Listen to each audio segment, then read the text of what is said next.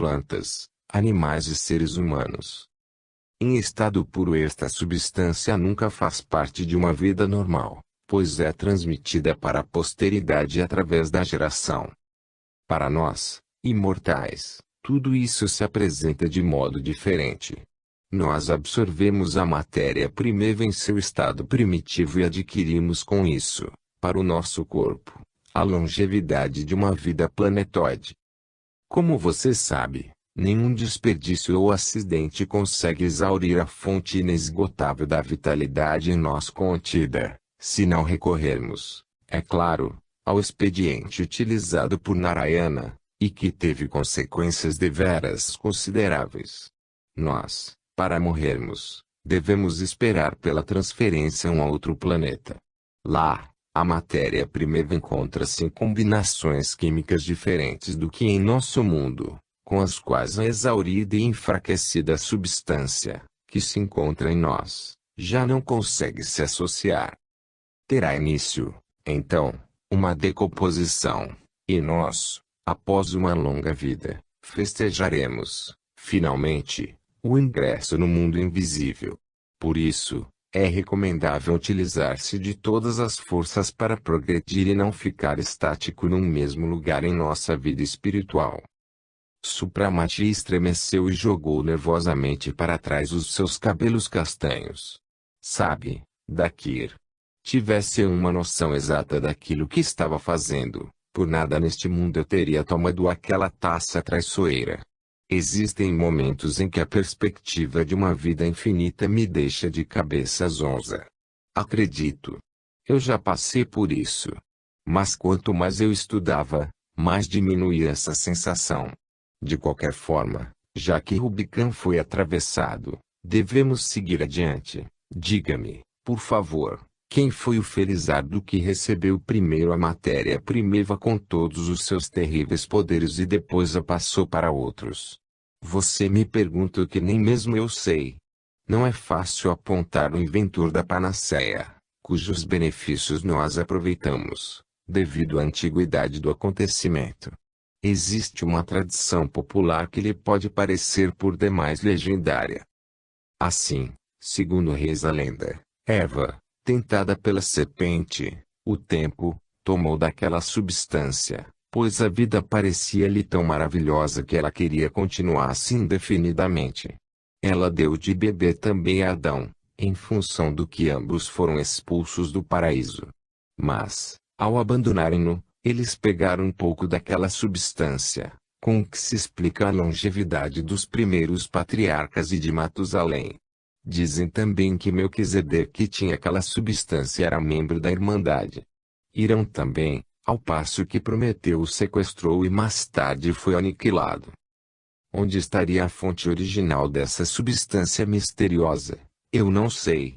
Uns afirmam que é na ilha de Ceilão, onde se localiza o paraíso terrestre. Outros falam de um local misterioso na Mesopotâmia, entre os rios Tigre e Eufrates. Alguns me asseveraram que na África existe uma gruta que desce quase até o centro da Terra, no interior da qual jorra a fonte das forças vitais. Quem saberá onde está a verdade de todas essas narrativas? Eu só posso afirmar que uma quantidade considerável desta substância se acha à disposição de cada centro de nossa Irmandade, sob a guarda de um dos membros. Narayana foi o guardião de um desses depósitos, localizado nas geleiras, e agora o guardião é você. Espere. Eu esqueci de lhe dizer mais uma coisa a esse respeito. Contaram-me que grandes serpentes, de uma determinada espécie, conhecem as propriedades da matéria-prima e conseguem achar o caminho até ela. A rainha das serpentes, dizem, absorve obrigatoriamente aquela substância. Mas, depois, a serpente dilacera a matéria, que, devido ao contato com o ar e com as emanações animalescas de que ela se impregnara, adquiriu o aspecto de uma pedra cintilante azul celeste, dotada de força miraculosa. Isso é, por assim dizer, o Paladium de todo o reino de serpentes. Mas os iluminados sabem como conseguir a pedra, dotada de propriedades surpreendentes. Ela cura doenças, protege de venenos mortais, regenera feridas, desenvolve forças ocultas, concede clarividência, entre outras coisas. O detentor dessa pedra consegue submeter à vontade de outras pessoas, ficando invulnerável a qualquer tipo dessas intenções. Não raros profanos tinham nas mãos esse tipo de pedra, sem suspeitarem de todas as suas propriedades. Um iluminado imortal poderá, se assim o quiser, com uma gota da essência primeva, decompor essa pedra, a qual se volatiliza em gás. A partir dela são feitas as estrelas mágicas. O mesmo tipo de pedra é encontrado na insígnia de peito de Mahatma. Do material dessa pedra consistia o pó que estava nas mãos de Van Helmont de Helvetius, com auxílio da qual até os metais mais rudes poderiam ser transformados em ouro. Os verdadeiros bastões mágicos, não os bastões comuns dos feiticeiros, são impregnados pela mesma matéria primeva. Daí sua força frente aos elementos da natureza. Com a ajuda desse bastão, o mago faz crescer a vegetação, influi no tempo, fazendo-o melhor ou provocando chuvas, tempestades, trovões e relâmpagos. Com o auxílio de um bastão semelhante, Moisés fez abrir a terra e invocou as chamas que devoraram os rebeldes. A matéria primeva, em forma de pó, representa a pedra filosofal dos alquimistas. Misturando-a com a terra, ela produz plantas mágicas, e o mesmo pó, associado a diversas substâncias químicas, forma gemas preciosas, dotadas de diversas propriedades mágicas. Resumindo, um mago, dependendo de seu grau de conhecimento, poderá provocar diversos fenômenos e, se você visse um deles, teria imaginado estar num mundo mágico. No entanto, tudo que você teria visto não passaria de uma simples e sábia aplicação de forças desconhecidas aos profanos. Todos os magos e os iniciados possuem a matéria primeva. Uns se utilizam dela para garantir a si a vida planetoide, outros se contentam em aproveitar suas propriedades e estudam-na como uma ciência específica. Consequentemente, nem todos os magos e os iluminados utilizam-se de vida planetoide. Indagou Supramati. Todos eles têm uma vida extremamente longa, mesmo os que não querem prolongar a vida através do conhecimento. Isso se deve ao fato de que a vida deles, sóbria e correta, sem quaisquer excessos, é mais espiritual que material e vai esgotando a força vital lentamente. Além dos imortais da nossa Irmandade, existe ainda um número considerável de iniciados que asseguram a si uma vida de muitos séculos com auxílio de outros recursos, que lhes preservam a juventude ou idade madura, com a opção de se retirarem ao mundo invisível assim que desejarem. Só que esta categoria de sábios é obrigada a manter um regime especial e deve evitar zelosamente qualquer tipo de excesso, coisa que um imortal da nossa Irmandade não é obrigado a fazer. Infelizmente, não são poucos sujeitos tipo Narayana que ingressam nas Irmandades. Existem casos de tolos desregrados que brincam com fogo, sem a mínima disposição de estudar e entender as terríveis forças de que dispõem. Mas esse tipo de pessoas desaparece da arena depois de um tempo mais ou menos longo, da maneira como desapareceu o seu antecessor. Então nós iniciaremos com o estudo da matéria primeva. Interessou-se Supramati. Sim e não. Sem dúvida, a substância primordial está em todas as coisas e nós encontramos onde quer que seja nas mais variadas aplicações. Entretanto, o nosso programa de estudos é bem mais restrito. Iremos estudar aquilo que chamamos de magia negra, ou seja, dedicaremos o nosso tempo ao estudo das forças da natureza em seu estado desarmônico e destruidor. Cada elemento tem os seus funcionários. Assim você irá se familiarizar, antes de tudo, com esses protagonistas inferiores, terríveis em seus poderes. Somente quando você vencê-los, tornar-se o seu senhor e não tremer diante das caóticas e terríveis forças que nos rodeiam, nós passaremos ao nível básico da magia branca, onde por nós aguardam as recompensas, ou seja, uma paz relativa, certa harmonia e a conscientização de nossas forças. Passando por esse estágio, eu espero que você seja digno de ser um discípulo de Brahmari, sob a orientação dele, poderá subir alguns degraus até o foco fulgurante da harmonia absoluta. Terei eu forças suficientes para percorrer tal caminho? Balbuciou Supramati. O mais importante é não hesitar. Lembre-se sempre de que a dúvida já é uma meia derrota. É claro que você terá que vencer muita coisa e suportar provas duras e penosas, mas com energia e obstinação você superará o que outros já superaram, inclusive eu. Imagine o quanto foi difícil para um rude e ignorante pirata galgar os primeiros degraus do conhecimento, o que é bem mais simples para você, um cientista, já preparado para trabalho intelectual. Você tem razão, irmão, eu me envergonho de minha pusilanimidade.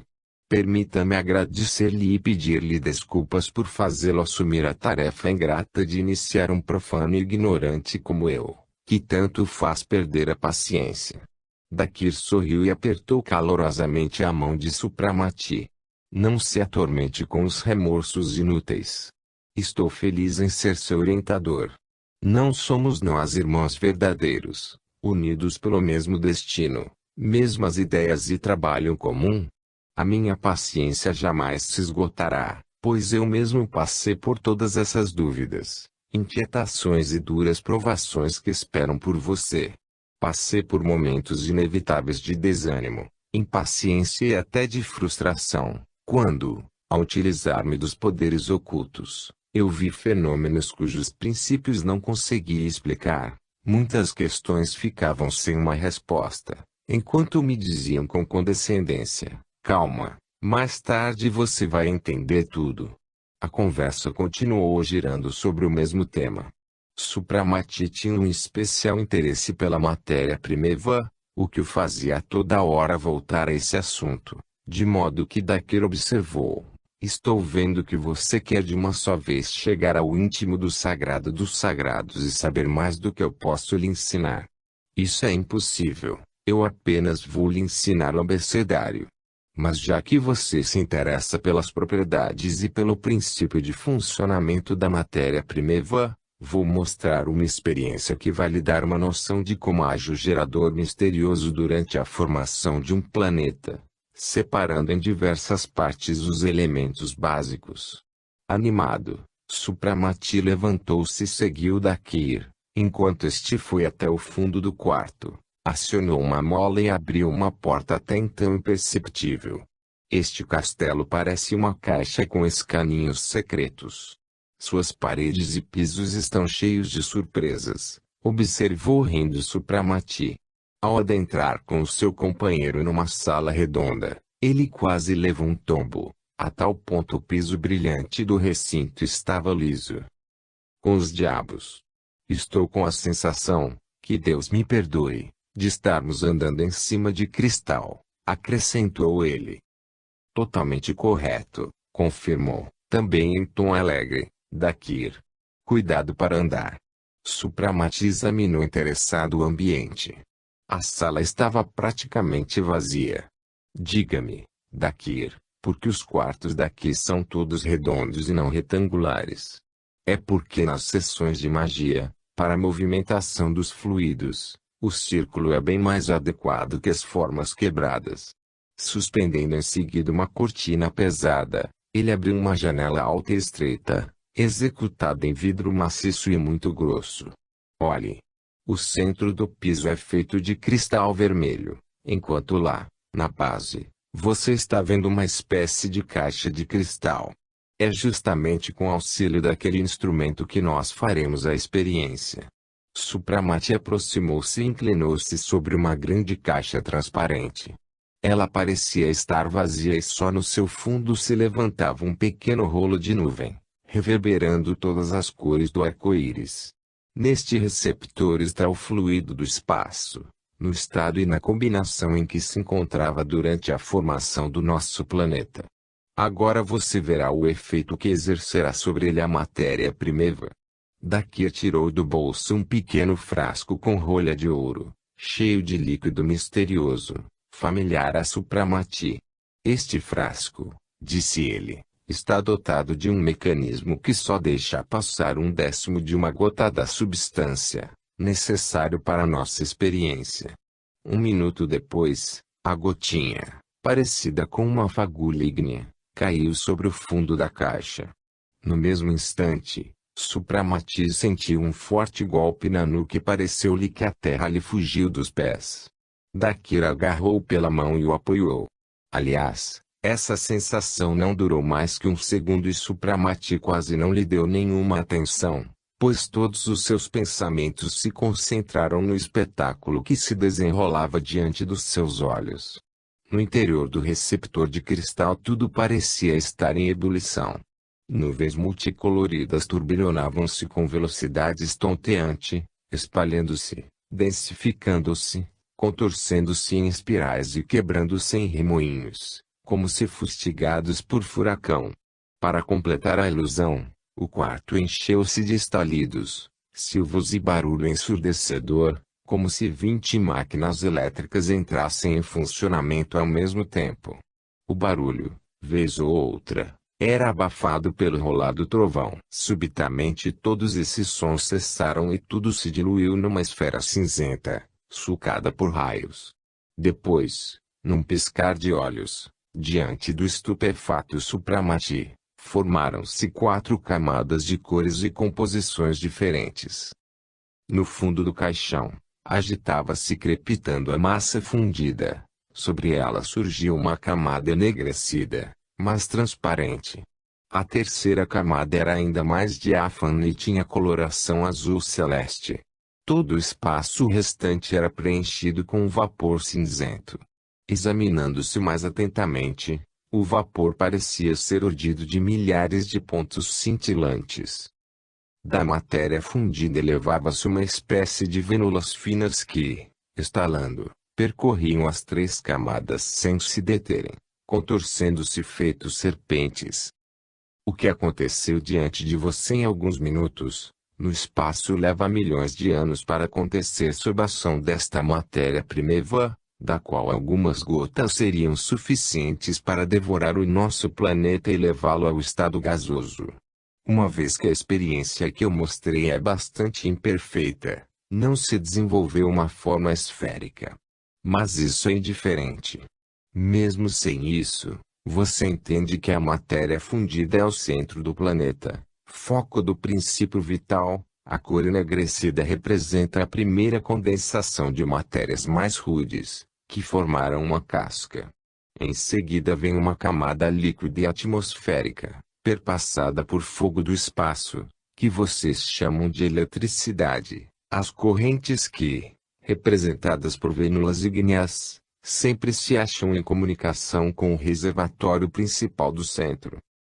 Deixando Supramati olhar o quanto quisesse para aquele mundículo invocado, Dakir pegou uma enorme lupa e a estendeu ao amigo.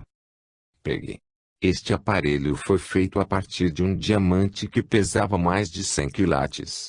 Ele é bem mais perfeito do que os que vocês possuem. Com o seu auxílio você poderá perceber que, quando as matérias em formação alcançam o ponto em que nós estamos, já é possível enxergar as formas de seres e plantas, cujos germes eles contêm e que mais tarde serão gerados pela Terra. Supramati pegou o aparelho de seus lábios e soltou-se uma exclamação surda. Diante de seu olhar estupefato apareceu um infindável número de plantas e animais de toda a espécie. Era fauna e flora que se destacavam por sua diversidade.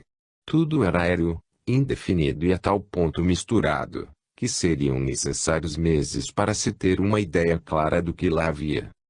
Dakir interrompeu de sua observação. Está na hora de desintegrar tudo isso. Por enquanto, o que você viu já é suficiente, e um estudo detalhado levaria muito tempo. Eu vou fazer o mundículo entrar em contato com o ar e ele se desintegrará na atmosfera sem deixar vestígios. Abrindo a janela, ele baixou a cortina e ambos foram ao quarto vizinho. Compenetrado e confuso com tudo o que havia visto, Supramati sentou-se na poltrona e mergulhou em pensamentos. Vamos almoçar. Você ainda não viu o nosso refeitório, disse animado Dakir, batendo-o no ombro. Tem razão. Estou faminto, ainda que tenha esquecido disso. É um bom sinal.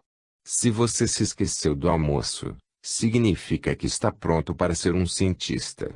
Conversando, eles passaram pelo laboratório, desceram a escada e por uma porta que ficava num gabinete escuro entraram numa sala, não muito grande, com vigas enegrecidas pelo tempo e paredes escuras de madeira trabalhada. O buffet, a mesa e as cadeiras maciças com espaldares altos apontavam a antiguidade do castelo. A janela alta com vidros multicoloridos estava aberta e ao seu lado havia uma poltrona estreita sob o baldaquim. A mesa, coberta com uma toalha branca, decorada com prataria e flores, estava servida para 2 pessoas. Junto a uma das cadeiras, um anão esperava para servi-los. A refeição consistia de legumes, ovos e um pudim de frutas secas. Fora isso, sobre a mesa havia queijo, pão, leite e uma garrafa de vinho. O nosso cardápio não prima por diversidade, mas, enquanto estivermos trabalhando aqui, você terá que se contentar com os pratos vegetarianos. Todos os imortais passam por isso, observou Dakir. Se nós fôssemos simples mortais, teríamos de nos contentar com pão e água para preparar o organismo através de um jejum rigoroso. Mas, uma vez que somos imortais, podemos permitir-nos um almoço bem alto. Oh! Eu acho o regime vegetariano excelente, disse Supramati. Durante o tempo em que fiquei morando na casa de Ebramar, alimentei-me exclusivamente de legumes, sem sentir alguma falta de alimentos de origem animal, que, aliás, me são repugnantes. Quando terminar a sua primeira iniciação e, de um modo geral, quando você voltar para a sociedade, poderá utilizar a carne, se é que então você vai querê-la. E bem provável que não, pois eu sei que o alimento de origem animal contamina o organismo com os elementos mortuosos. Ao terminarem o almoço, os jovens retornaram ao laboratório. Dakir trouxe um volumoso folho com desenhos, símbolos estranhos e texto incompreensível. Este livro contém todas as categorias de fórmulas. Todos estes símbolos e fórmulas você terá de aprender de cor. Quando dominar totalmente estas primeiras formas de encantamento, nós passaremos a primeira experiência. Até os reis feiticeiros conhecem parcialmente estas fórmulas, mas com você a situação é diferente. Você não poderá, à semelhança de um feiticeiro ignorante, ficar escravo das forças maléficas ao invocá-las. Precisa, desde os primeiros momentos, tornar-se o seu senhor e governante. Uma vez que ainda não desenvolveu a segunda visão, eu lhe darei óculos mágicos que lhe permitirão enxergar tudo o que ocorre em sua volta. Supramati iniciou os trabalhos com afinco. Ele pôs-se a estudar os sinais misteriosos e as fórmulas estranhas, compostas de números e palavras, cujo sentido não entendia. No início era-lhe difícil acostumar-se a esse tipo de estudo, mas nisso ele contava com a ajuda e explicações de Dakir. Até o fim da tarde, Supramati aprendeu, praticamente sem errar, a pronunciar algumas fórmulas e desenhar com certa firmeza alguns sinais cabalísticos. Ele estava tão compenetrado em seus estudos, que não percebeu o anoitecer. Dakir acendeu a lâmpada e, ao verificar a hora, observou sorrindo. Termine o trabalho, por hoje é bastante. Logo são 10 horas e nossa bela dona de casa nos espera para o chá. Você não precisa ter tanta pressa em aprender tudo de uma vez, pois, graças a Deus, tempo é o que você mais tem. E verdade, mas é que eu gostaria de passar, o mais rápido possível, os primeiros degraus mais difíceis e tediosos da iniciação, declarou Supramati, enxugando suor. Após vestirem seus trajes habituais, foram ao refeitório, onde Nara esperava por eles. Os pratos frios já estavam servidos, juntamente com o samovar de prata a assobiar na mesa. E então, Supramati? Como foi o seu primeiro dia da iniciação? Interessou-se a jovem, esboçando um sorriso. Muito interessante, respondeu Supramati beijando a esposa. Ao se sentar ao seu lado, ele começou a contar-lhe animadamente o que havia feito durante o dia. Todos os mistérios do mundo invisível me excitam e ao mesmo tempo me deixam apavorado. Eu, um ignorante preguiçoso, assusto-me com o gigantesco trabalho que terei de enfrentar. Aos pés da extensa escada que terei de galgar, eu me pergunto, como os outros puderam subir tão alto sem ficarem tontos? Brincou ele em tom triste. Você se utilizará de duas faculdades que ajudaram seus predecessores, a coragem e a obstinação, atalhou Nara alegremente. Depois acrescentou em tom sério. Um pressentimento me diz que você alcançará os degraus superiores do conhecimento e se tornará um grande mago. Você sempre foi um pensador e labutador incansável. Quanto mais você avançar no novo caminho, tanto mais irá se interessar pelo mundo oculto e pelos poderes que ele lhe confere ao provê-lo de um verdadeiro exército de valorosos e hábeis guerreiros, ainda que demoníacos e invisíveis para os profanos, pois eles se escondem na atmosfera ao redor. Você ainda não sentiu o prazer de estar acima da turba, ler os pensamentos alheios, aliviar os sofrimentos secretos e governar as forças da natureza. Deus queira que os seus pressentimentos se realizem e que eu fique digno do bom conceito que você tem em relação a mim. De qualquer forma, empregarei toda a minha força de vontade para tanto, assegurou ele, beijando a mão da esposa. A conversa continuou ainda por algum tempo sobre o mesmo tema. Quando Dakir mencionou as invocações que eles ainda teriam de fazer, Supramati lembrou-se de algumas sessões espíritas que presenciara durante a sua última estada em Londres. Naquela época ele estava muito doente e a morte, que o rondava, fez com que ele se interessasse em aprender mais sobre as trevas do túmulo, ao qual almejava. Supramati tornou-se membro de um daqueles círculos e participou de uma série de sessões. Ele presenciou manifestações muito singulares, aparecimento de coisas, efeitos luminosos e até uma materialização parcial. Alguns fenômenos exerceram nele uma profunda impressão, outros provocaram dúvidas. Eu sei que sessões deste tipo estão em moda e, de um modo geral, o espiritismo vem se desenvolvendo, porquanto preenche as necessidades do coração de pessoas fartas dos argumentos fúteis dos renegadores e da intolerância da ciência, comparável, sem nenhum exagero, à intolerância clerical, observou Nara. Infelizmente, o espiritismo se encontra em situação caótica e desfavorável, estagnando no beabá do mundo oculto, pois os espíritas ignoram as leis que governam os fenômenos. Bons médiuns são muito raros e os espíritos dirigentes são normalmente prejudicados pela desarmonia e até por desejos maléficos dos presentes, ou seja, aquela turma ignara, interessada em assistir às sessões para, posteriormente, negar e ridicularizá-las, imaginando que o mundo do além-túmulo, com os seus terríveis mistérios, está ali para diverti-los. É verdade. O espiritismo gera mais achincalhadores e negadores do que adeptos, disse Dakir. Não obstante, esta doutrina lenitiva já fez muitas coisas boas e salvou inúmeras almas do sorvedouro trágico do materialismo. O que seria se fosse diferente?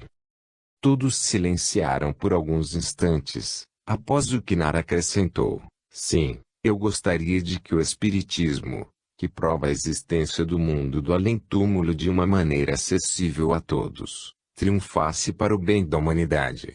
A propósito, Supramati, se você quiser, nós podemos ainda hoje à noite realizar uma sessão espírita. Eu tornarei de imediato um clarividente e você verá todo o processo oculto das manifestações espíritas. Sem dúvida que eu quero. Você se antecipou ao meu desejo. Vamos logo, então, ao laboratório. Para que temos que ir para lá? A minha sala de estar é ideal. Assim, vão até lá, senhores, e preparem tudo. Enquanto isso, eu mandarei providenciar o jantar para depois da sessão, o que não será uma má ideia. Um jantar vegetariano, naturalmente, exclamou Supramati alegre. Justo. Por enquanto você vai ter que esquecer a carne e, daqui a alguns anos, os rosbifes, os fazões assados e outras iguarias vão parecer-lhe pedaços de cadáver.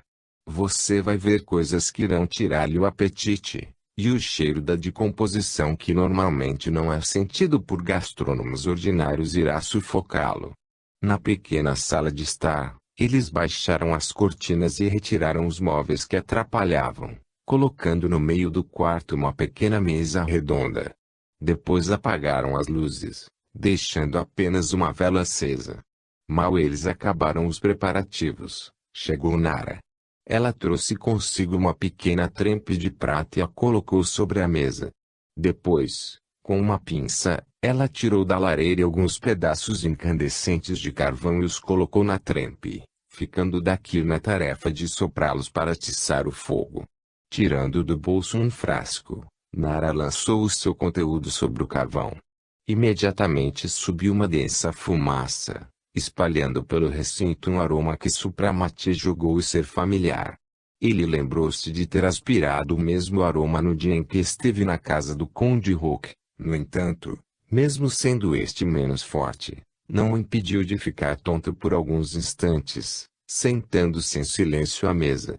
Então Dakir pegou o bastão de vários nós, que pendia em seu pescoço numa corrente de ouro, feito um lourinhão feminino, e, inclinando-se, encerrou-se aos outros num círculo imaginário. Por alguns instantes reinou um profundo silêncio. Subitamente Supramati teve a sensação de que tudo em seu redor começou a suar, mover-se e a girar com ele, a mesa, Nara e Dakir, com uma rapidez estonteante. Uma luz azulada despontou e naquela penumbra divisou assombramento uma alta e esbelta figura vestida em traje cinza da cor de morcego. A criatura, extremamente esguia, hábil e móvel, segurava na mão um bastão escarlate, em cuja ponta rodopiava uma esfera da mesma coloração. Por todos os lados desprendiam-se faíscas ígneas que se uniam, em seguida, em fios flamejantes. O círculo, desenhado por Dakir, lançava agora chamas de todos os tamanhos. Os presentes viram-se enclausurados por uma retícula fosforescente. Com interesse cada vez mais crescente, observava Supramati aquilo tudo. Surpreendido, viu como por trás das pregas do reposteiro, das paredes, do chão e até da lareira, começaram a aparecer diferentes seres, agrupando-se em volta do círculo. Nos rostos de alguns estava estampada uma expressão maliciosa e despreocupada, nos outros maldosa, animalesca e até cheia de ódio. Os últimos tentavam atravessar a retícula, mas eram repelidos como se recebessem uma descarga elétrica. Somente quando, junto da mesa, surgiram alguns seres que, pela rapidez dos movimentos e trajes, eram parecidos com a figura que segurava a esfera ígnea, Nara expressou a vontade que eles trouxessem uma jarra de água do refeitório. Imediatamente, alguns dos espíritos se retiraram, trazendo em seguida a jarra, envolta por um denso vapor compacto parecido com algodão. A jarra era carregada com muita dificuldade por 3 seres cinzentos que a colocaram, em silêncio, sobre a mesa. Dakir ordenou que fosse tocada uma música na flauta que estava sobre o peitoril da janela. Imediatamente, um dos espectros pegou o instrumento e tocou, bastante bem, uma pequena área conhecida de todos. Aparentemente, as experiências suscitaram a inveja entre os restantes. A maior parte dos espectadores dissipou-se, mas retornou rapidamente para junto do círculo mágico que não conseguiam atravessar.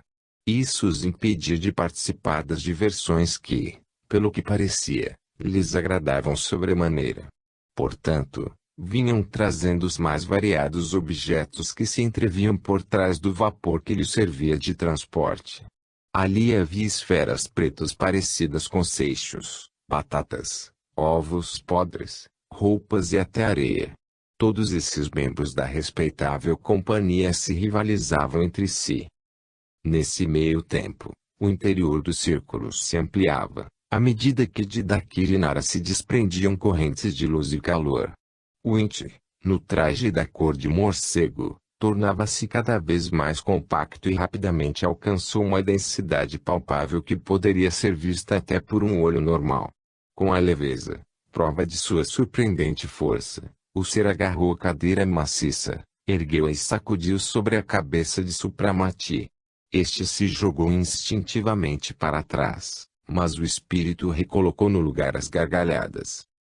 Neste ínterim, apareceu um novo espírito que, sem demonstrar alguma dificuldade, atravessou o círculo ígneo e passou pela retícula, postando-se entre Dakirinara. Um grande véu branco envolvia a figura do espírito recém-chegado e cobria as suas feições. Nas mãos ele segurava um buquê de flores. O aroma de lírios e rosas encheu todo o quarto. Supramati surpreso olhava para a nova aparição, que começou a descobrir lentamente o véu. Subitamente, ele soltou um grito. Nela ele reconheceu a sua mãe. Bela e rejuvenescida, ela fitava-o com um olhar estranho e parado. Com o seu grito, a visão cambaleou, empalideceu e quase se diluiu, mas imediatamente ressurgiu. Mãe! Eu a vejo de novo. Querida mãe! Balbuciou ele, trêmulo. Com as lágrimas lhe aflorando os olhos, ele ajuntou. Eu posso tocá-la, abraçá-la. O espírito virou-se com o olhar suplicante para Nara. Esta, imediatamente, levantou-se e colocou as mãos nos ombros da visão. Praticamente no mesmo instante, da jovem Nara começaram a emanar rolos de vapor fulgurante, que, às vezes, adquiria uma tonalidade rosada. Toda essa substância parecia estar sendo absorvida pela visão, que rapidamente adquiria o aspecto e a densidade de pessoa viva.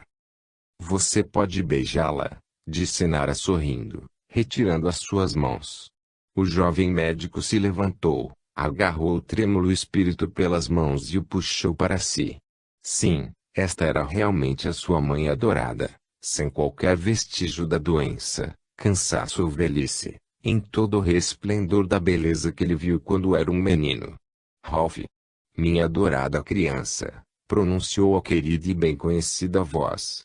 Mãos reais enlaçaram o seu pescoço e os lábios mornos e trêmulos encostaram-se aos dele. Por algum tempo eles ficaram abraçados em silêncio, quebrado por Ralph, que disse emocionado, oh, minha querida mãe. Como éramos cegos ao imaginarmos que nunca mais poderíamos nos encontrar. Você estava perto de mim quando eu chorei a nossa separação e não pôde me fazer um sinal, consolar-me, e tudo isso se deveu a nosso desconhecimento das leis do mundo invisível. Diga-me se você está feliz. Você viu meu pai? Eu vi seu pai. Ele está feliz e tranquilo, pois cumpriu bem e corretamente a sua tarefa em vida. Você o verá mais tarde. Diga-lhe que eu amo todos os dias, rezo por ele e você. Veja, mãe, como eu estou forte e sádio. Agora você não precisa recear como antes pela minha saúde, acrescentou ele com um sorriso maroto. Uma expressão de temor e tristeza anuviou as feições do espírito. Pondo a mão sobre a cabeça do filho, a visão disse: temo agora se não será por demais longa essa vida com a qual eu me preocupava e que se extinguiria em pouco tempo. Diga-me, você aprova este estranho destino para o qual me empurrou a fatalidade? Indagou Supramati em tom de tristeza e inquietação. Eu não ouso reprovar, querido Ralph, eu sou por demais ignorante. Apenas receio que seja por demais penosa a provação da imortalidade e o enorme trabalho que o aguarda para tornar-se digno das forças misteriosas obtidas. Pergunte para aqueles que penetraram nas esferas superiores do conhecimento e que contam sua vida em milhares de anos. Estão eles felizes por carregarem eternamente o perecível invólucro terreno, sem possibilidade de descansarem na morte? Submetido a milhares de sofrimentos inerentes à vida terrena, Já que o privilégio da imortalidade é sentido apenas pelo corpo, o espírito permanece vulnerável como antes, sem se utilizar da prerrogativa de não sentir, não amar, não chorar os sofrimentos que a imortalidade não consegue aliviar. O espírito calou-se por instantes, mas logo prosseguiu em voz mais débil: eu sinto volatilizarem-se as forças que me foram dadas. Assim, até um novo encontro, meu filho. Eu aparecerei quando você me chamar num momento difícil, não para a solução dos problemas relacionados com a gestão do universo, mas só para que você ouça uma palavra amiga. Ele sentiu que a mão dela se tornava cada vez menos densa, que se diluía e se tornava intangível. Toda a visão se derretia, tornava-se transparente e, por fim, desapareceu por completo.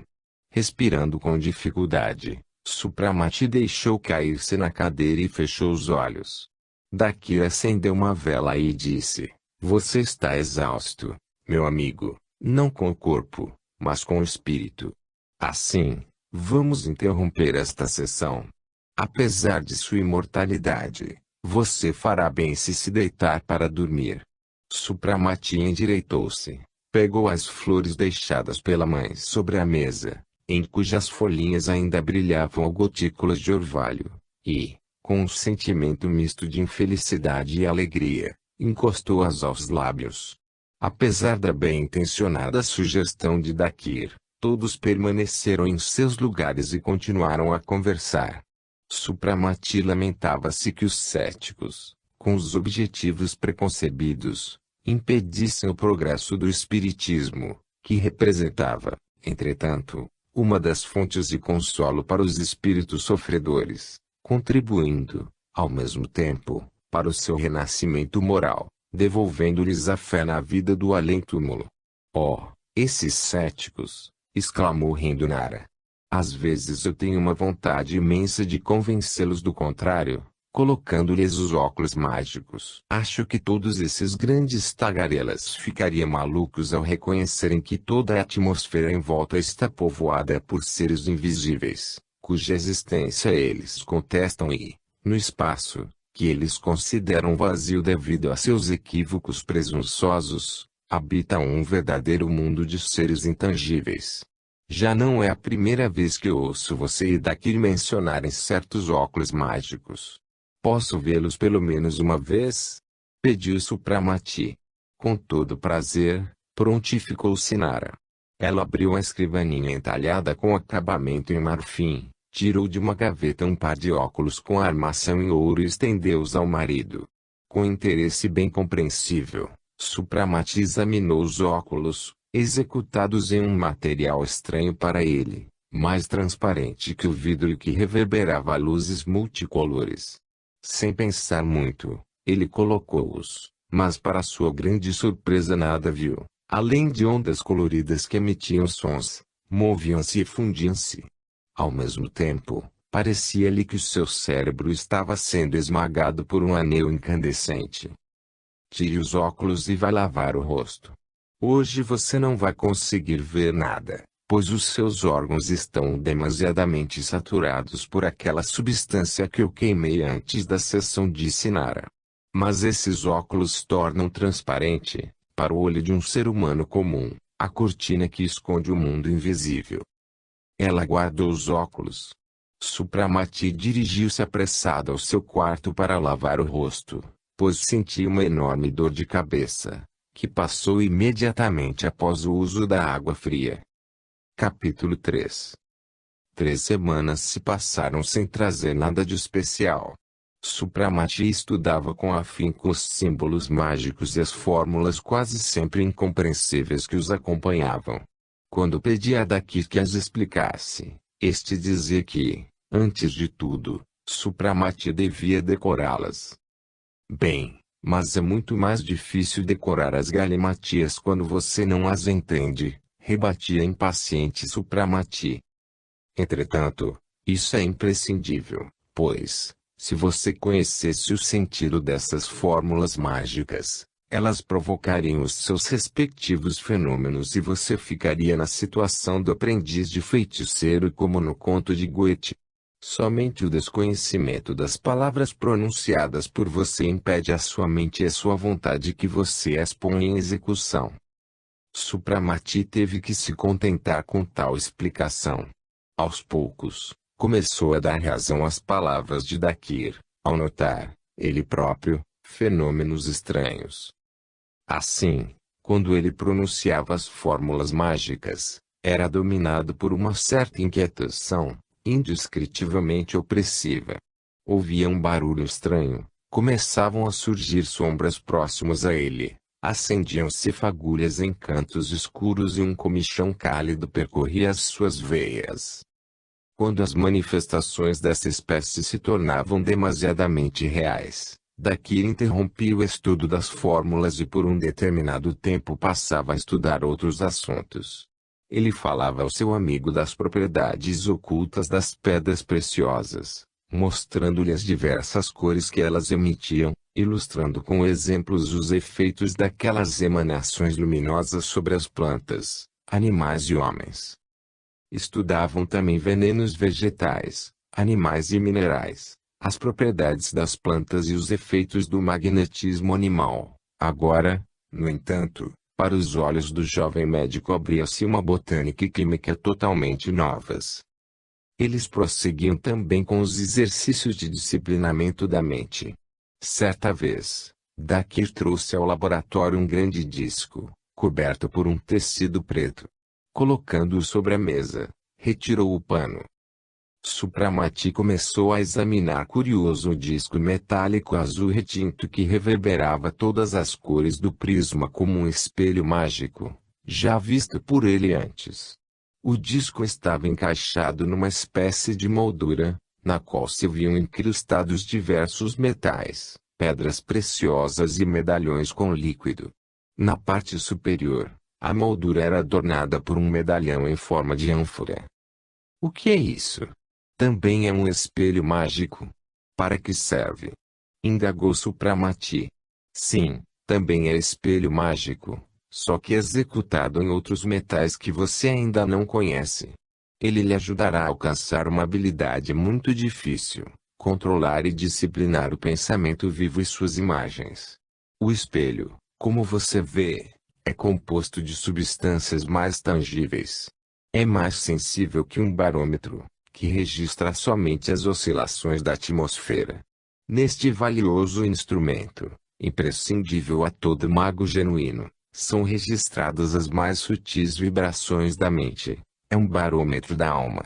Os profanos incorrem em erro ao imaginarem que o espelho mágico possui só uma aplicação: mostrar ao mago os quadros do passado e do futuro e desvendar os segredos deste ou daquele objeto, totalmente diferentes ao cientista. No entanto, em realidade, este instrumento destina-se a estudos muito mais sérios e serve para exercitar a mente. Chegou a hora de você iniciar este aprendizado. Portanto, olhe para o disco pensando em alguma coisa e tentando representá-la em sua mente o melhor possível. Escolha uma coisa simples, mas bem definida, para logo de início acostumar-se a formular nitidamente o seu pensamento. Os pensamentos fugidios e caóticos nada reproduzem. Supramati inclinou-se e começou a olhar para o espelho. Imediatamente aflorou a sua mente uma infinidade de objetos, sem que seu pensamento conseguisse se fixar exclusivamente num só objeto. Para sua surpresa, viu que na superfície metálica se refletia um verdadeiro caos de coisas, seres e flores que se misturavam, faziam caretas e em seguida desapareciam em névoa sanguínea. A cabeça de Supramati tonteou e ele fechou os olhos. Pare, pare, exclamou rindo Dakir. Você reproduz mais pensamentos que o espelho pode suportar. Repito-lhe, escolha algum objeto bem simples como uma mesa, uma garrafa, alguma fruta e assim por diante. E quanto mais definido for seu pensamento, mais vivida e perfeita será a imagem reproduzida por ele.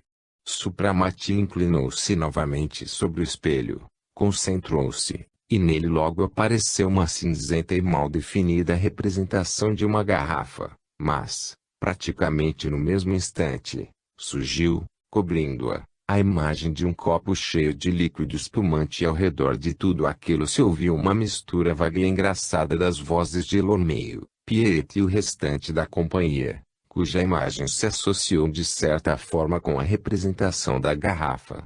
Supramati aprumou-se enfurecido, rindo involuntariamente. Nunca pensei que era tão difícil concentrar o pensamento num determinado objeto, observou ele. Ninguém se dá conta disso ou presta um mínimo de atenção para o trabalho desorganizado da mente, acrescentou Dakir. Como consequência disso, na vida se pensa numa infinidade de coisas inúteis, perdendo-se um precioso tempo e cansando-se a mente sem qualquer objetivo. Agora, veja. Vou lhe mostrar como age sobre esse instrumento um pensamento disciplinado. Vou pensar sobre a fruteira com frutas. E Dakir, por sua vez, inclinou-se sobre o espelho. Seu olhar faiscante tornou-se imóvel, entre as sobrancelhas surgiu uma ruga. Sobre a superfície polida apareceu imediatamente uma fruteira com peras, maçãs, uvas e outras frutas. Tudo estava colorido e parecia vivo. Supramati soltou um ai de admiração, mas Dakir balançou a cabeça. Não há com que se admirar, argumentou ele. Meu pensamento foi bastante negligente. O prato estava sem cor e as cerejas no fundo não estavam suficientemente coloridas. Tais imprecisões ocorreram devido à minha pressa em imaginar o objeto que queria mostrar-lhe. Deve-se agir com toda a exatidão, imprimindo a cada objeto, feito um artista, a forma, a cor e os matizes naturais. Dakir continuou a olhar sobre a imagem invocada por ele, e Supramati, para sua grande surpresa, viu que sobre a fruteira apareceu uma delicada pintura e as frutas tomaram sua coloração natural. Surpreendente, exclamou ele. Mas diga-me, por que a imagem invocada por um pensamento desapareceu com tanta rapidez como surgiu, enquanto essa se parece com uma verdadeira obra de arte e ainda continua a perdurar já faz alguns minutos? A razão é a mesma, o seu pensamento inconstante, fugido e caótico, sem condições de criar nada definido, menos ainda de conseguir reter aquela representação. Eu só penso em que quero invocar a imagem e não deixo o meu cérebro criar qualquer outro pensamento.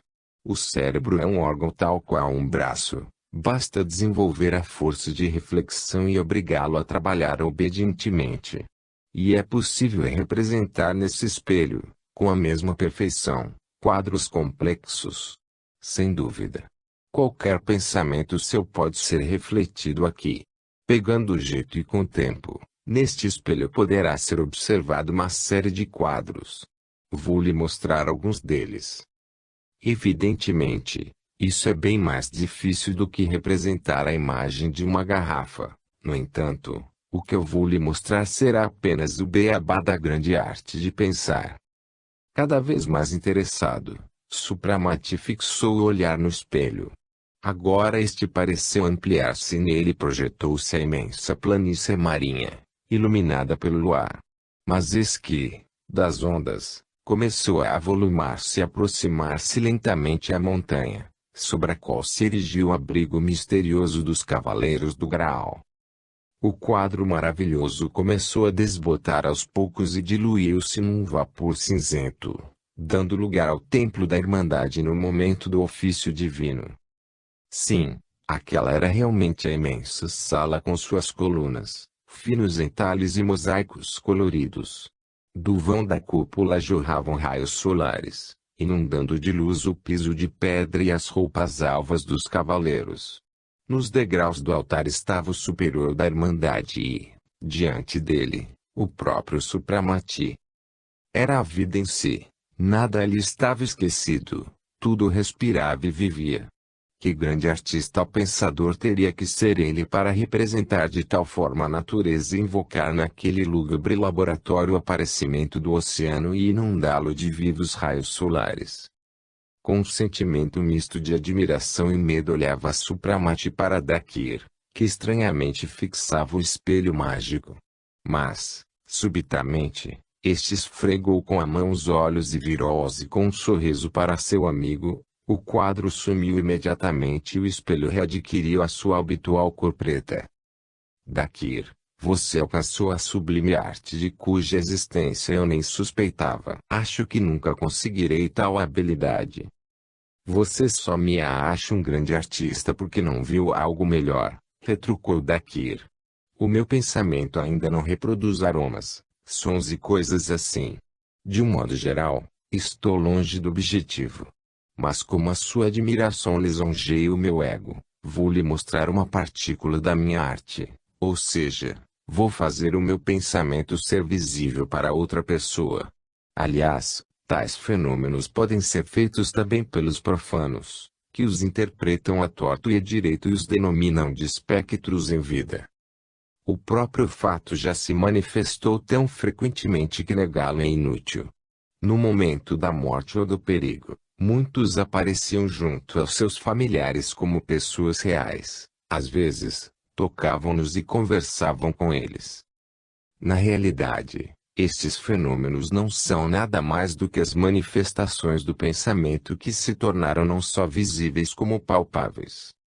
Somente com os profanos tais fenômenos ocorrem casual e inconscientemente. Eu, no entanto, posso evocá-los à minha vontade.